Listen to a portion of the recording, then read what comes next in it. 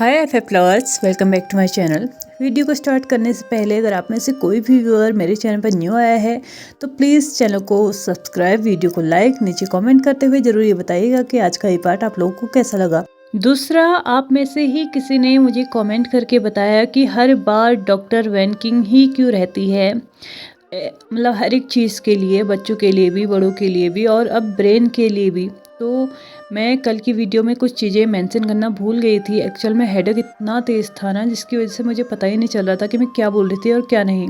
और डेली की तरह जैसे ही मैं अपनी रिकॉर्डिंग को दोबारा सुन रही थी तो मैं न जाने कब सो गई, मुझे पता ही नहीं चला, जिसकी वजह से मैं अपनी इस मिस्टेक को पकड़ नहीं पाई। तो मैंने ये तो मेंशन किया कि वैन किंग के साथ 2-3 डॉक्टर और थे, लेकिन मैं उसमें ये मेंशन करना भूल गई कि वो ब्रेन स्पेशलिस्ट थे। वैसे तो वैन किंग खुद एक ऐसी डॉक्टर थी जो कि बहुत जल्दी ही ट्रिपल बोर्ड सर्टिफाइड होने वाली थी, लेकिन फिर भी अभी तक वो सर्टिफाइड नहीं थी। तो उसके लिए वो कुछ स्पेसिफिक सर्जरीज के लिए दूसरे डॉक्टर्स की हेल्प लिया करती थी, और अगर वो दूसरे डॉक्टर्स की हेल्प ले रही है तो वो हर एक सर्जरी के लिए ऑथराइज पर्सन थी, ऑथराइज डॉक्टर थी। यानी कि इसीलिए उसको बेस्ट डॉक्टर भी बोला जाता था चाइना का, क्योंकि वो पहली ऐसी लड़की थी जो कि ट्रिपल बोर्ड सर्टिफाइड होने वाली थी बहुत जल्दी ही, लेकिन अभी हुई नहीं थी, इसलिए उसने उन डॉक्टर्स की हेल्प ली थी। और मैंने ये मेंशन किया था कि मैं उसके साथ 2-3 और डॉक्टर्स थे, लेकिन मैंने ये मेंशन करना भूल गई कि वो ब्रेन स्पेशलिस्ट थे। तो आई होप आप लोग मुझे इतनी गलती के लिए माफ़ कर देंगे, और नहीं भी कर पाए तो कोई बात नहीं, सज़ा में 2-4 प्यारे प्यारे से शब्द आप मुझे कमेंट में बोल सकते हैं, मुझे कोई बुरा नहीं लगेगा। चलिए, बातें बहुत ज़्यादा हो चुकी हैं और उम्मीद करती हूँ कि मैंने जो मेंशन नहीं किया था वो भी मैं मेंशन कर चुकी हूँ। तो चलिए, इन बातों को यहीं पे छोड़ते हुए आज के पार्ट को स्टार्ट करते हैं। लास्ट पार्ट में हमने देखा था कि विंग और लेन सिचेन दोनों ही पार्क के एक बेंच में बैठे हुए थे, जो कि एकदम किनारे पे था। वहाँ पे उन्हें कोई देख भी नहीं सकता था और ना ही कोई इजीली उन्हें नोटिस कर सकता था। और सिचेन विंग को बताने लगता है कि कैसे उसका भाई एक चेयरअप पर्सन से एक इंट्रोवर्ट पर्सन बन गया। वो लगभग सारी स्टोरी बता चुका था, और स्टोरी बताते बताते वो अब अनकंट्रोल हो चुका था। वो अब उसके आंसू के साथ साथ मुंह से सिसकियाँ भी निकलने लगी थी, यानी कि वो अब आवाज़ करते हुए रोने लगा था। विंग को ये देखते हुए बहुत बुरा लग रहा था। वो नहीं समझ पा रहा था कि आखिर वो ब्लेम करे तो किसे करे। वो खुद को ब्लेम करे, जो कि वांग जी के साथ लगभग 6 महीने रहा था, लेकिन फिर भी उसकी कंडीशन को समझ नहीं पाया। वो वांग जी के भाई को ब्लेम करे, जो कि एक भाई होने का फर्ज अच्छे से नहीं निभा पाया। वो वांग जी के अंकल को ब्लेम करे, जो कि अपने स्ट्रिक्ट नेचर को बिल्कुल भी बदल नहीं पाए जबकि वो सिचुएशन को समझ रहे थे। या वो वांग जी को ही ब्लेम करे, जिसने खुद को एक चेयरअप पर्सन से इंट्रोवर्ट बना दिया। वो किसको ब्लेम करे? लेकिन लास्टली विंग ब्लेम करता है तो सिचुएशन को, जो कि काफ़ी हद तक सही भी था। सिर्फ सिचुएशन ही एक ऐसी चीज़ थी जिसने सब कुछ बिगाड़ के रख दिया। अपनी अपनी जगह पे, अपने अपने टाइम पे हर एक इंसान ने एक सही डिसीजन लिया, लेकिन गलत उसको प्रूव किया तो सिचुएशन ने और उस वक्त ने, जो कि उनके साथ चल रहा था। पता नहीं किसने क्या सोचिए क्या डिसीजन लिया था और लास्टली उसका रिजल्ट क्या निकला, क्योंकि हर किसी ने जो भी डिसीजन लिया था वो ये सोच के कि वो कुछ ना कुछ सही कर रहे हैं, आगे चल के उन्हें इस चीज़ से एक पीसफुल लाइफ जीने को मिलेगी, एक ऐसी लाइफ जीने को मिलेगी जिसमें वो बहुत ज़्यादा खुश रहेंगे, एक ऐसी लाइफ मिलेगी जिसमें वो हर किसी को खुश देख पाएंगे। लेकिन लास्टली हर एक इंसान सफ़र कर रहा था, हर एक इंसान खुद में ही खुद को ब्लेम कर रहा था कि ये सिचुएशन उनकी वजह से है, लेकिन रियल रीज़न कुछ था तो वो सिर्फ और सिर्फ सिचुएशन थी, उसके अलावा और कोई भी नहीं था। लेकिन ये बातें कोई उन इंसानों को कैसे समझाए? उन इंसानों को उस वक्त कौन समझाएगा कि तुम्हारी गलती नहीं थी, ये सिचुएशन ख़राब थी, ये सिचुएशन ने ये सब कुछ गलत किया है, क्योंकि हर एक इंसान सिर्फ और सिर्फ इस वक्त खुद को ब्लेम कर रहा था। विंग कहीं ना कहीं अपने आप को इसलिए ब्लेम कर रहा था कि वो 6 महीने वांग जी के साथ रहा, फिर भी उसे कुछ समझ में नहीं आया। सिचेन अपने आप को ब्लेम कर रहा था कि उसने अपने भाई होने का फ़र्ज़ नहीं निभाया। लैन चिरेन अपने आप को ब्लेम कर रहा था कि उसने अपने अंकल होने का फ़र्ज़ नहीं निभाया और अपने नेफ्यू को आज इस हालत में देखना पड़ रहा है। हर कोई सिर्फ एक ही बात सोच रहा था कि काश उन्होंने सिर्फ एक डिसीज़न अलग लिया होता। जहाँ विंग ये सोच रहा था कि काश उसने वांग जी को किसी कंडीशन के साथ उस घर में नहीं रखा होता तो शायद वांग जी उसे धीरे धीरे सब कुछ बताता। वहीं लैन सिचेन ये सोच रहा था कि काश उन लोगों के बीच में एज डिफरेंस नहीं होता, एज गैप नहीं होता, तो शायद वो दोनों एक फ्रेंड्स की तरह रह रहे होते और उसका भाई उससे हर एक चीज़ शेयर कर रहा होता। लैन चिरेन ये सोच रहा था कि काश उसने वेंस के प्रेशर में आके वेंस से डर के सिर्फ 2 दिन पहले अपने नेफ्यू को इस कंट्री से बाहर नहीं भेजा होता, क्योंकि 2 दिन बाद तो उसको जाना ही था ना। तो वो खुशी से जाता, अपनी मर्जी से जाता और वहाँ जाके अपने आप को बदलता नहीं, वो वैसा ही रहता जैसा कि वो यहाँ से जाता। लेकिन हमारी गलती की वजह से वो वहाँ जाके एकदम बदल गया। अंदर वांग जी, जो कि सर्जिकल इंस्ट्रूमेंट्स के साथ, डॉक्टर्स के साथ, नर्सेस के साथ और न जाने कितने मीटर्स मशीन्स के साथ वो जूझ रहा था, वो अंदर ज़िंदगी और मौत से लड़ रहा था। तो बाहर खड़े वो सारे के सारे इंसान खुद में ये सोच रहे थे कि वो आने वाली लाइफ में खुद को कैसे माफ़ करेंगे। क्या वो खुद को माफ़ कर पाएंगे? क्या अगर वांग जी उन्हें माफ़ भी कर दे तो क्या वो खुद से नज़रें मिला पाएंगे और क्या वो एक पीसफुल लाइफ जी पाएंगे? वो इसी चीज़ को सोच सोच के बाहर मर रहे थे। दूसरी तरफ लैन सिचेन और विंग अभी भी एक साथ बैठे हुए थे। लैन सिचेन भी अब धीरे धीरे से काम डाउन हो रहा था और वो फिर से कुछ साल पहले की वो स्टोरी कंटिन्यू करता है। उसके बाद सिचेन बोलता है कि जैसे ही वांग जी यहाँ से गया, हम लोगों ने वेंस पे केस कर दिया था। लगभग 2 साल लगे थे हमें ये प्रूफ करने में कि उन्होंने हमें धोखा दिया है और धोखा दे के हमारे साथ प्रोजेक्ट किया है, हमारे साथ एग्रीमेंट साइन किया है। और उसके बाद वो सभी लोग बैंकक्रप्ट हो चुके थे, उनकी कंपनी पूरी तरीके से डूब चुकी थी और जो भी बचा था उनके पास वो सब कुछ नीलाम कर दिया गया था। इन 2 सालों में हमें एक बार भी मौका नहीं मिला कि हम वांग जी से जा के मिल सकें, क्योंकि हम लोग यहाँ पे बिजी थे सिर्फ ये सोचने में कि कैसे हम खुद को बचाएं और कैसे हम अपनी कंपनी को बचाएं। हमें पता था कि हमने एक इंसान को वांग जी के पास भेजा है जो कि बहुत ज़्यादा ट्रस्टवर्दी था, लेकिन हमें वहाँ जाने का बिल्कुल भी टाइम नहीं हुआ। 2 साल के बाद जब सब कुछ शॉर्ट आउट हो चुका था तो मैंने फिर से वांग जी के पास जाने का सोचा। मैंने वांग जी से बहुत बार बात करने की कोशिश की, लेकिन उन 2 सालों में वांग जी ने मुझसे एक बार भी बात नहीं की थी। ये सब कुछ बोलते बोलते फिर से सिचेन का गला भरा आया था। सिचेन फिर से खुद को कंट्रोल करता है और फिर से बोलना कंटिन्यू करता है। सिचेन बोलता है कि फाइनली मैंने डिसाइड किया कि मैं लंदन जाऊंगा, वहाँ जाके मैं वांग जी से मिलूंगा। 2 दिन के बाद मैं लंदन भी चले गया, लेकिन वांग जी ने क्लियरली मुझसे मिलने से मना कर दिया। उसने क्लियरली बोला कि वो कभी भी उनसे नहीं मिलेगा, एटलीस्ट तब तक तो नहीं जब तक उसकी पढ़ाई कंप्लीट नहीं हो जाती। मैं लंदन में कम से कम 1 हफ्ता रुका था। मैंने अपनी पूरी कोशिश कर ली थी वांग जी से मिलने की, लेकिन वांग जी से नहीं मिल पाया।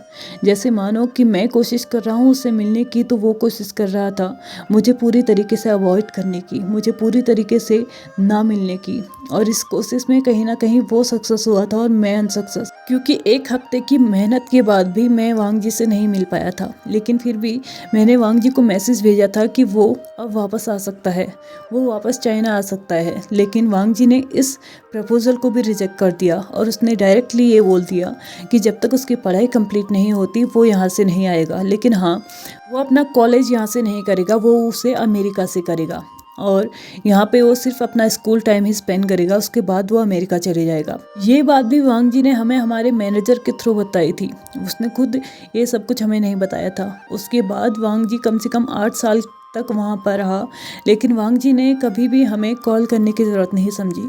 जब भी हम कॉल करते थे तो कम से कम हमें 5 से 6 बार तो उसे कॉल करना पड़ता था, तब जाके कहीं वांग जी अपने कॉल को रिसीव करता था। हम लोग जब भी उससे मिलने जाते थे वो क्लियरली हमसे मिलने से रिफ्यूज़ कर देता था, मना कर देता था। मुझे नहीं समझ में आ रहा है कि मेरी गलती कहाँ पे थी और मैं कहाँ पे चूक गया। लेकिन जो भी हो, उसे इस कंट्री से भेजने का डिसीजन हम लोगों का था और यही सबसे गलत डिसीजन था। ऐसा कहते हुए लैन सिचेन ने अपने हाथ में अपने फेस को छुपा लिया और अब वो सीक्रेटली रो रहा था। वो अपने आंसुओं को ऐसे ही पोंछे जा रहा था और अपने मुंह से बिल्कुल भी आवाज़ नहीं निकाल रहा था। लेकिन विंग समझ चुका था कि वो बहुत बुरी तरीके से टूट चुका है, ये देख के कि उसका भाई अंदर किस हालत में है। रात के लगभग 2 बज चुके थे। वांग जी का ऑपरेशन ऑन प्रोसेस था और विंग और सिचेन एक साथ बाहर बैठे हुए थे। लेकिन तभी विंग देखता है कि जैन चेंग वहाँ से दौड़ के आ रहा था।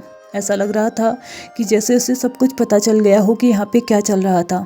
कुछ ही सेकंड्स के अंदर जैन चेंग उन दोनों के सामने था। वो देख सकता था कि सिचेन इस वक्त बुरी तरीके से टूटा हुआ है और बुरी तरीके से रो रहा है। विंग इस वक्त अपने आप को कंट्रोल कर रहा था। वो नहीं चाहता था कि वो भी इस वक्त रोने धोने पे ही लगा रहे। वो नहीं चाहता था कि वो अपनी हिम्मत को टूटने दे, क्योंकि वो जानता था कि उसे इस वक्त इस सब चीज़ों की कितनी ज़रूरत है। वो इस वक्त हार नहीं सकता, इस वक्त टूट नहीं सकता, इसलिए वो एकदम काम डाउन था। लेकिन इस वक्त हालत बिगड़ी हुई थी सिचैन की। सिचैन का सर अभी भी नीचे था। वो नोटिस ही नहीं कर पाया कि उसके सामने कौन खड़ा है। विंग धीरे से खड़े होता है, अपने भाई के शोल्डर पे हाथ रखते हुए उसकी तरफ देखता है और उसके बाद फिर सिचैन को देखता है।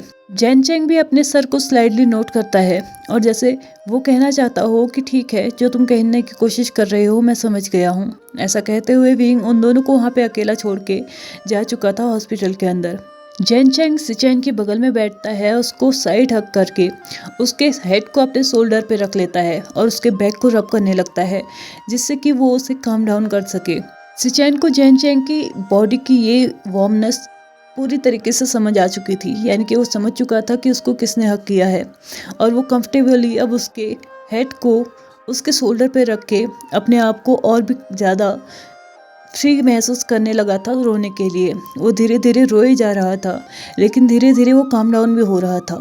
वक्त निकलते जा रहा था। लगभग 2 घंटे और निकल चुके थे। सुबह के 4 बज चुके थे और वैन किंग बाकी डॉक्टर्स के साथ ऑपरेशन रूम से बाहर आ चुकी थी। और बाहर आने के बाद सबसे पहले वो विंग को ये गुड न्यूज़ देती है कि उसने जो ऑपरेशन किया है वो पूरी तरीके से सक्सेसफुल रहा है, यानी कि उसने अपना 100% दिया और उसने 100% ले भी लिया। लेकिन वो फिर भी ये श्योरिटी नहीं दे सकती थी कि अब वांग जी किस हालत में उठेगा, लेकिन ये श्योर था कि वांग जी उठेगा ज़रूर। ऐसा कहते हुए वो विंग के आंखों में आंखें डाल के हंस रही थी। अगले ही पल वांग जी को भी पीछे से स्ट्रेचर में लेके आ रहे थे कुछ नर्सेस और कुछ वार्ड बॉयज, और उसे अभी आईसीयू में शिफ्ट किया जा रहा था, क्योंकि कुछ टाइम के लिए उसको वेंटिलेटर में ही रखा जाएगा। ऐसा डिसीजन डॉक्टर्स ने लिया था। चिरेन ने सिचैन को बता दिया था कि वांग जी की जो सर्जरी है वो हो चुकी है और वो सक्सेसफुल हुई है। और ये न्यूज़ जैसे ही सिचैन ने सुनी थी, उससे अब कंट्रोल नहीं हो रहा था। वो पूरी रफ्तार के साथ दौड़ने लगा था और वो दौड़ते हुए अगले 15 मिनट में हॉस्पिटल के अंदर पहुंच चुका था। उसे इस वक्त ये भी होश नहीं था कि उसे एलिवेटर का यूज़ करना चाहिए, और वो पार्क से हॉस्पिटल के 3rd फ्लोर तक एकदम दौड़ते हुए आया था, जिसकी वजह से उसके सांसें तो चढ़ रही थी लेकिन वो उन्हें फुली इग्नोर कर रहा था। उसके पीछे से जैन चैंग भी उसी रफ्तार में दौड़ के आ रहा था। चैन जैसे ही वहाँ पे पहुँचता है, वो डायरेक्टली अपने भाई के लिए पूछता है और विंग उससे बताता है कि वो अभी भी आईसीयू में है। वो वेंटिलेटर के सहारे ही अभी जिंदा है, लेकिन टेंशन लेने की कोई बात नहीं है। डॉक्टर ने बोला है कि बहुत जल्दी ही उसे नॉर्मल वार्ड में भी शिफ्ट कर दिया जाएगा। ऐसा कहते हुए वो सभी लोग बहुत ज़्यादा खुश हो चुके थे। उनकी आंखों से खुशी के आंसू बह रहे थे। कुछ समय के बाद फिर से वैन किंग उन्हें अपने कैबिन में बुलाती है और वहाँ पे बैठा के उन्हें हर एक चीज़ अच्छे से समझाती है, हर एक चीज़ बताती है कि वो ऑपरेशन को तो सक्सेसफुली कर चुकी है, लेकिन फिर भी वो ये श्योरिटी नहीं दे सकती कि अब वांग जी के साथ क्या होगा। क्या वो अपनी मेमोरी लॉस कर देगा या अपने मेंटल इश्यूज़ के साथ ज़िंदगी भर जिएगा, या एक वो नॉर्मल लाइफ जिएगा। इन तीनों में से क्या होगा वो नहीं जानती है। और जब तक उसे होश नहीं आता वो तब तक वेंटिलेटर के सहारे आईसीयू में ही रहेगा। उसके होश आने के बाद ही उसे नॉर्मल वार्ड में शिफ्ट किया जाएगा, और उसे होश आने में कम से कम 10 से 24 घंटे लग सकते हैं, क्योंकि इसके बाद उन्हें एक ऐसा इंजेक्शन दिया गया है जिसके लिए वो कम से कम 10 घंटे के लिए सोया रहेगा, और उस 10 घंटे में कोई भी चांस नहीं है उसके उठने का। इसलिए किसी भी बात की चिंता करने की ज़रूरत नहीं है, किसी को भी पैनिक होने की ज़रूरत नहीं है। वो 10 घंटे के लिए कम से कम बेहोश रहेगा, क्योंकि इस वक्त उसके माइंड को रेस्ट की बहुत ज़्यादा ज़रूरत है। इसलिए मैं क्लियरली बता रही हूँ कि 10 घंटों तक उसे बिल्कुल भी होश नहीं आने वाला, और उसके बाद भी हो सकता है कि अगले 14 घंटे वो और बेहोश रहे। इसलिए इस बात से ज़्यादा चिंता करने की ज़रूरत नहीं है कि वो होश में क्यों नहीं आया है, लेकिन लगभग 24 घंटे के बाद वो होश में आ जाएगा। वैन किंग के मुंह से ये सारी बातें सुनने के बाद वहाँ पे बैठा हर एक इंसान, यानी कि वो 4 के 4 इंसान, लैन सिचैन, लैन चिरेन, विंग और जैन चैंग, चारों के चारों काफ़ी रिलीफ फील कर रहे थे। भले ही अब वांग जी के साथ क्या होगा वो नहीं जानते थे, लेकिन वो फिर भी एक बात जानते थे कि वांग जी कम से कम उनके बीच में रहेगा, और अगर कुछ भी चीज़ें उसके साथ होती हैं तो वो कुछ ना कुछ करके उस चीज़ को ठीक कर सकते हैं। अगर वो मेंटल इश्यूज से गुजरता है तो वो इलाज करवा सकते हैं। अगर वो अपनी मेमोरी लॉस कर देता है तो वो पूरी कोशिश करके उस मेमोरी को वापस लेके आ सकते हैं। लेकिन क्या होता अगर वांग जी को कुछ हो चुका होता तो वो उसे कैसे वापस लाते। और ये सब कुछ सोच सोच के अब वो सभी लोग बहुत ज़्यादा रिलीफ फील करने लगे थे। दूसरी तरफ विंग के घर में वीजियान मैडम यू की हालत खराब कर चुकी थी। ये पूछ के कि उसके मॉम डैड कब वापस आएंगे। जिनलिंग और युआन दोनों ही पूरी कोशिश कर रहे थे उसको मनाने की, उसको कंट्रोल करने की कि वो ऐसे क्वेश्चन अब और ना पूछे, लेकिन फिर भी वो बहुत ज़्यादा स्टबर्न होते जा रही थी और वो बार बार यही पूछे जा रही थी कि वो कब आएंगे। और madam you bar bar wing को कॉल किया जा रही थी कि वो कब आएंगे, लेकिन विंग को अभी तक इतना टाइम नहीं मिला था कि वो अपने कॉल को रिसीव कर सके। लेकिन फाइनली जब उसने ये सब कुछ बातें सुन ली थी वैन किंग के मुँह से और उसे पता चल चुका था कि वांग जी का जो सर्जरी है ना वो सक्सेसफुली हो चुका है, तो अब वो रिलीफ फील करने लगा था और अब उसे अपने बच्चों की भी याद आने लगी थी। इसलिए अपने फ़ोन को जैसे ही पॉकेट से बाहर निकालता है तो वो देखता है कि कम से कम 81 प्लस मिस्ड कॉल थी मैडम यू के एंड से, जो कि वो बहुत ज़्यादा थी। मतलब 81 कौन करता है आखिर। ऐसा सोचते हुए वो डायरेक्टली उस रूम से बाहर जाता है और मैडम यू को कॉल करता है। मैडम यू जैसे ही कॉल रिसीव करती है तो वो डायरेक्टली विंग से बोलती है, थैंक गॉड तुमने मेरी कॉल्स का रिप्लाई किया। तुम्हें नहीं पता कि तुम्हारी बेटी ने क्वेश्चन कर करके मेरी जान ले ली है। तुम्हें पता है उसने कितनी बार मुझसे पूछ लिया है कि तुम और उसके डैड कब वापस आने वाले हो। क्या तुम मुझे बताओगे कि तुम्हारे यहाँ क्या चल रहा है और वांग जी की सर्जरी की क्या वो ठीक ठाक से हो गई है। विंग उससे बोलता है, हाँ वांग जी बिल्कुल ठीक है और सर्जरी भी सक्सेसफुल रही है और डॉक्टर ने बोला है कम से कम 10 घंटे हमें वेट करना पड़ सकता है। हो सकता है उससे ज़्यादा भी वेट करना पड़े, लेकिन मैं विजियान से एक बार घर आके ज़रूर मिल लूँगा इससे पहले और उसे समझा दूंगा कि कुछ टाइम के बाद ही उसके डैड घर आ जाएंगे। ऐसा कहते हुए वो कॉल को कट कर देता है। वो अपनी घड़ी में देखता है तो 4:30 बज चुके थे। वो दोबारा से वैन किंग के केबिन के अंदर एंटर करते हैं क्योंकि वहाँ पे अभी भी उन लोगों के बीच में मतलब अभी भी डिस्कशन चल रहा था और वो वहाँ पे जाके उन्हें बताता है कि उसे अभी घर जाना होगा क्योंकि वीजियान, युआन और जिनलिंग तीनों के तीनों मिल के मैडम यू की जान ले रहे हैं। ऐसा कह के वहाँ से अपने स्माइल को यानी कि बनी स्माइल दिखाते हुए वहाँ से बाहर जा चुका था क्योंकि वो बहुत ज़्यादा खुश था इस वक्त और वो अपने उसी नौटी हरकतों पर दोबारा से आना चाहता था। लगभग 12 घंटे निकल चुके थे। विंग घर जाके भी वापस आ चुका था और वो वापस आने के बाद डायरेक्टली वांग जी के बगल में बैठा था।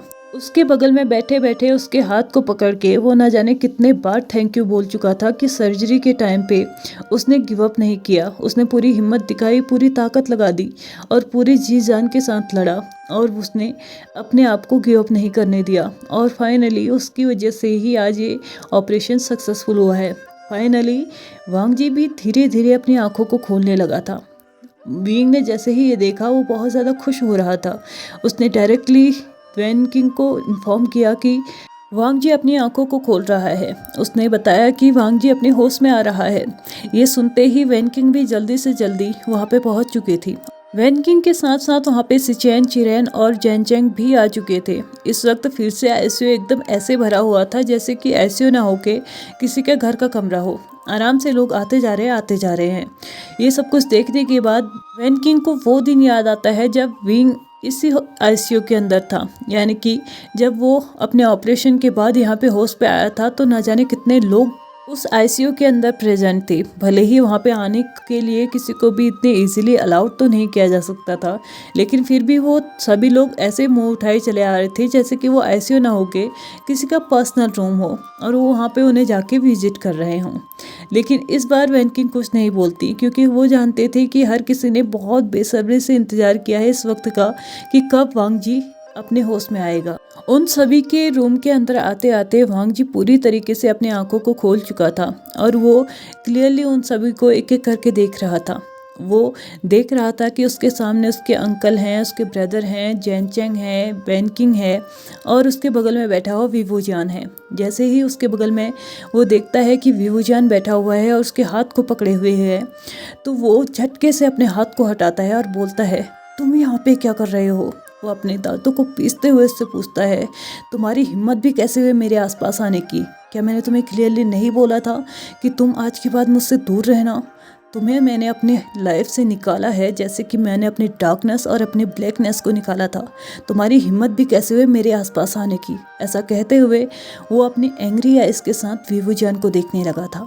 वो इतना सब कुछ कहने के बाद ही चुप नहीं हो जाता। वो इससे आगे भी बोलना स्टार्ट करता है और बोलता है, ओह तो तुम यहाँ कहीं ये कहने तो नहीं आए हो ना कि मुझे तुम्हारी और तुम्हारी इस बच्चे की रिस्पॉन्सिबिलिटी लेनी होगी। तो मैं तुम्हें क्लियरली बता दूँ, तुम कुछ भी कर लो, मैं ये नहीं करूँगा।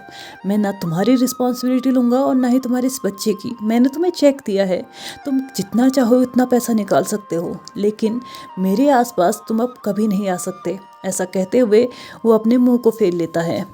उस रूम में खड़े हर एक इंसान को ये समझ में आ चुका था कि जिस चीज़ का उन्हें डर था वो हो चुका है, यानी कि वांग जी अपनी मेमोरी लॉस कर चुका है और वो वही 3.5 साल पहले वाला वांग जी बन चुका है जो कि विंग से बहुत ज़्यादा नफरत करता है और उसने उससे धोखा दिया था। इसके बाद फिर से लान वांग जी चारों तरफ कमरे के देखता है और वो देखता है कि वो हॉस्पिटल के एक रूम में है और वो अपने अंकल से पूछता है, मैं यहाँ पे कैसे हूँ, मैं यहाँ पे क्यों हूँ, मैं यहाँ पे क्यों हूँ अंकल। इसके बाद जब उसके अंकल कोई रिप्लाई नहीं करते तो वो सेम क्वेश्चन अपने भाई से करता है, लेकिन उसका भाई भी कोई आंसर नहीं करता। तो उसके बाद वो डॉक्टर से क्वेश्चन करता है और डॉक्टर से पूछता है, मेरे अंकल और मेरे ब्रदर मुझे कुछ नहीं बता रहे हैं, क्या डॉक्टर वैन आप मुझे बताएंगे कि मैं यहाँ पे कैसे आया।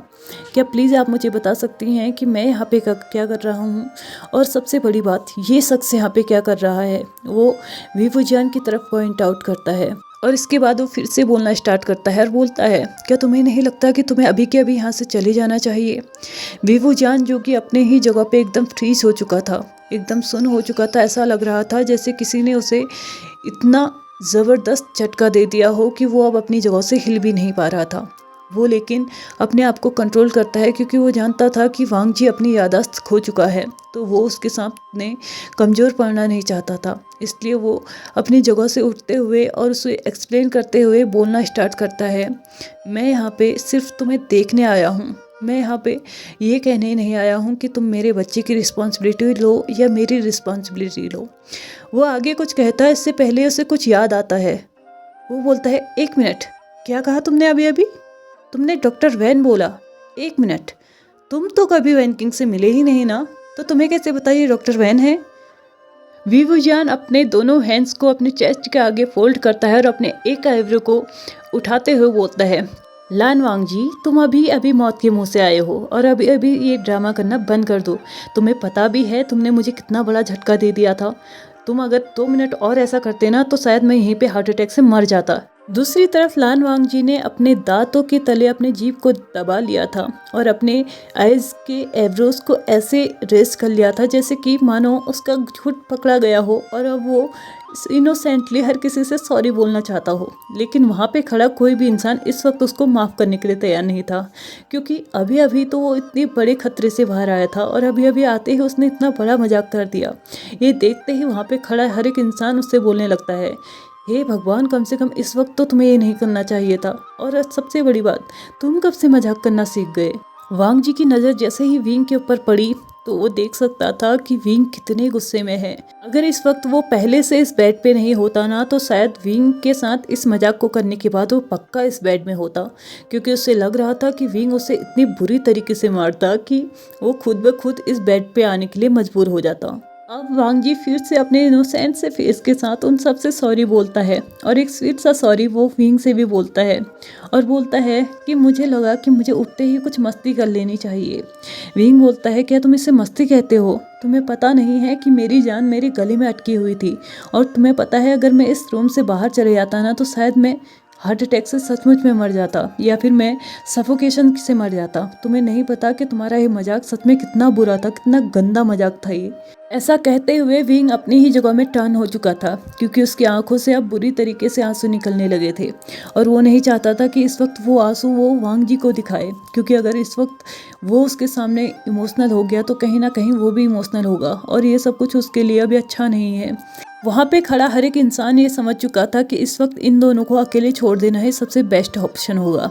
वो जैसे ही वहाँ से बाहर जाने लगे थे वैसे ही वैन किंग बोलना स्टार्ट करती है और बोलती है मुझे सिर्फ 2 घंटे लगेंगे और 2 घंटे के अंदर ही मैं पूरी तरीके से लान वांग जी को एग्जामिन कर लूँगी और उसके बाद इसे नॉर्मल वार्ड में शिफ्ट कर लूँगी। उसके बाद विंग और वांग जी को जितना टाइम स्पेंड करना है एक साथ वो कर सकते हैं। लेकिन इस वक्त विंग तुम्हें भी इस रूम से बाहर जाना होगा क्योंकि मुझे पेशेंट को एग्जामिन करना होगा और ये उसके लिए बहुत ज़्यादा ज़रूरी है। ऐसा कहते हुए वो विंग से रिक्वेस्ट करती है कि वो भी बाहर चले जाए। विंग भी उसके रिक्वेस्ट को एक्सेप्ट करता है और वांग जी की तरफ टर्न होकर उससे बोलता है तुम्हें मैं जल्दी ही तुम्हारे नॉर्मल वार्ड में मिलूंगा। यहाँ पे आके मुझे बहुत ज़्यादा सफोकेशन सी फील होती है, मुझे अच्छा नहीं लगता बार बार आईसीयू में आना, इसलिए अब तुम्हें अच्छे से जल्दी से ठीक होना है और नॉर्मल वार्ड में आ जाना है। ऐसा कहते हुए वो उसके हाथ पे किस करता है, उसके फॉरहेड पे किस करता है और चुपचाप वहाँ से बाहर चले जाता है।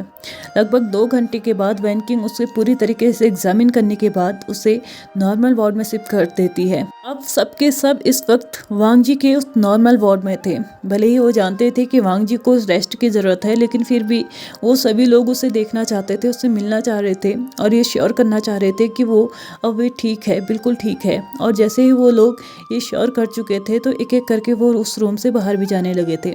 विंग को भी ये बात समझ में आ रही थी कि इस वक्त वांग जी के लिए रेस्ट करना बहुत ज़्यादा ज़रूरी है, इसलिए वो भी उसके एक फॉरहेड पे फिर से किस करता है और वहाँ से बाहर जाने लगता है। लेकिन वो बाहर जा पाता इससे पहले ही वांग जी उसका नाम लेके उसे वहीं पे रोक देता है और उसे बोलता है प्लीज़ यहीं पे रुक जाओ ना विंग। विंग भी वांग जी के इस रिक्वेस्ट को एक्सेप्ट करता है और चुपचाप उस टेबल में बैठ जाता है। लेकिन इस वक्त वांग जी के शरीर में जितनी भी ताकत थी उस ताकत को इस्तेमाल करके वांग जी ने अपने आप को थोड़ा सा मूव किया और बेड के एक कॉर्नर पे जाके बैठ गया, लेट गया।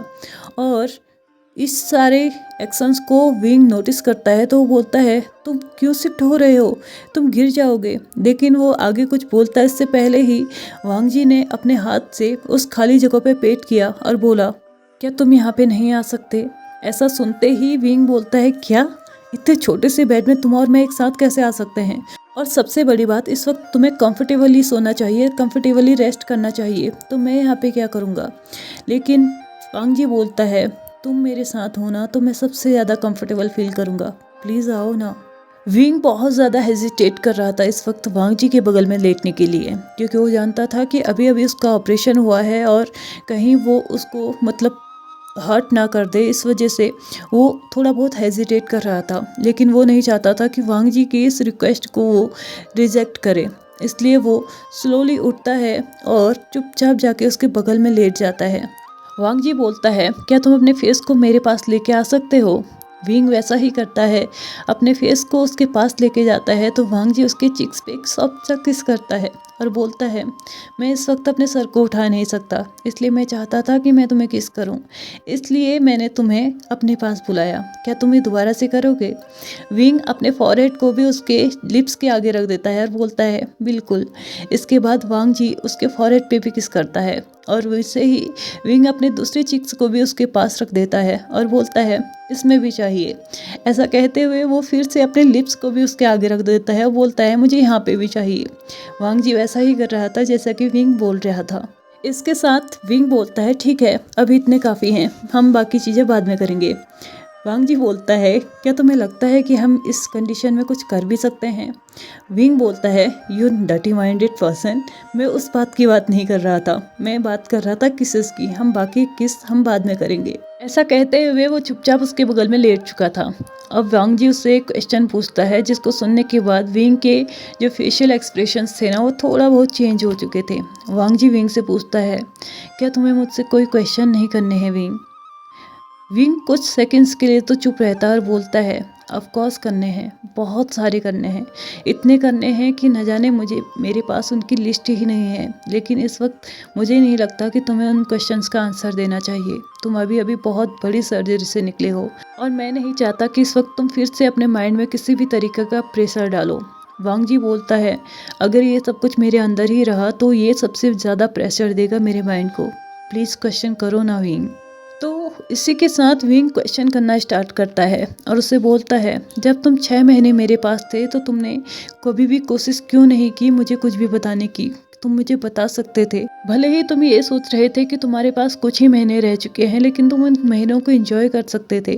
तुमने मुझे क्यों नहीं बताया, प्लीज़ बताओ ना। ऐसा कहते हुए विंग ने वांग जी के चेस्ट पे अपने सर को रख लिया था। वांग जी उसको आंसर करता है, मैं जानता हूँ तुम्हें इस बात से बहुत हर्ट हुआ होगा, लेकिन मैं नहीं चाहता था कि वो 6 महीने जो कि मैं चाहता था मैं एंजॉय करूँ, उस 6 महीनों में मैं तुम्हें हर वक्त डरा हुआ नहीं देखना चाहता था। मैं जानता था भले ही तुम कितनी भी कोशिश कर लो मुझे ये जताने की कि तुम्हें कोई फ़र्क नहीं पड़ता मेरे होने या ना होने से, लेकिन मैं जानता हूँ तुम्हें फ़र्क पड़ता है। तुम्हें फ़र्क पड़ता है मेरे होने ना होने से, मेरे सैड रहने से। और जैसे ही तुम्हें इतनी बड़ी बात पता चलती तो शायद तुम दिन रात एक कर देते सिर्फ मेरे पीछे। मैं नहीं चाहता था कि मैं तुम्हें इस कंडीशन में देखूं, इतनी तकलीफ में देखूं, इसलिए मैंने तुम्हें नहीं बताया। विंग दूसरा क्वेश्चन करता है और बोलता है, तुम्हारे पास 8 महीने थे तो तुमने सिर्फ 6 महीने ही क्यों मांगे। वांग जी बोलता है, क्योंकि डॉक्टर ने क्लियरली बोला था 6 महीने तक मैं एकदम नॉर्मल रहूँगा, लेकिन लास्ट के जो 2 महीने होंगे मेरी कंडीशन क्लियरली विजिबल होने लगेगी और कोई भी इस चीज़ को नोटिस कर सकता है कि मुझ में कुछ ना कुछ प्रॉब्लम तो चल रही है। इसी के साथ विंग फिर से क्वेश्चन करता है, तो तुमने अपने ऑपरेशन के बारे में क्या सोचा था, क्या 2 महीने के बाद तुम अपना ऑपरेशन करवाने वाले थे। वांग जी बोलता है, नहीं बिल्कुल भी नहीं। विंग ये सुनते ही उसके चेस्ट से अपने हेड को उठाता है और बोलता है, क्या, लेकिन क्यों। वांग जी बोलता है, क्योंकि डॉक्टर ने मुझे क्लियरली बोला था कि अगर मैं सरवाइव कर भी जाता हूँ तो मैं या फिर अपनी मेमोरी लॉस कर सकता हूँ या फिर मैं मेंटल इश्यूज़ के साथ ज़िंदगी भर जीऊँगा। मैं इन दोनों में से कुछ भी नहीं चाहता था। मैं नहीं चाहता था कि मैं तुम्हें भूलूँ, मेरे बच्चों को भूलूँ या कुछ भी ऐसी चीज़ें मैं करूँ जिसकी वजह से तुम्हें तकलीफ़ हो। इसलिए मैं नहीं चाहता था कि मैं ऑपरेशन करूँ। भले ही मैं अपनी मौत को स्वीकार कर सकता था, लेकिन इन कंडीशंस को मैं स्वीकार नहीं कर सकता था। इसी के साथ वांग जी की आंखों में से एक आंसू निकलने लगा था। विंग समझ चुका था कि अब जो चीज़ें उसके साथ हो रही हैं वो उसे प्रेशर दे रही हैं, उसके माइंड में प्रेशर दे रही हैं। विंग अपने हाथों को वांग जी की आंखों की तरफ बढ़ाता है, उसके कॉर्नर से बह रहे उस आंसू को साफ करता है और बोलता है, ठीक है अब सब कुछ ठीक है, बस मुझे इतने ही क्वेश्चन करने थे, इससे ज़्यादा मुझे कोई क्वेश्चन नहीं करने। चुपचाप अपने आंखों को बंद करो और सो जाओ। ऐसा कहते हुए विंग ने वांग जी को टाइटली हग किया, उसके चेस्ट पे अपने सर को रखा और वहीं पे वैसे ही लेट गया, एकदम शांति के साथ, एकदम कंफर्टेबली उस वार्मनेस को फील करते हुए जो कि इस वक्त उसे वांग जी के साथ मिल रही थी। और कुछ ही पलों में वो दोनों आराम से सो रहे थे। तो चलिए गाइज, आज के इस पार्ट को भी हम यहीं पे ख़त्म करते हैं और कल इस FF का लास्ट पार्ट मैं आप लोग के साथ शेयर करूंगी।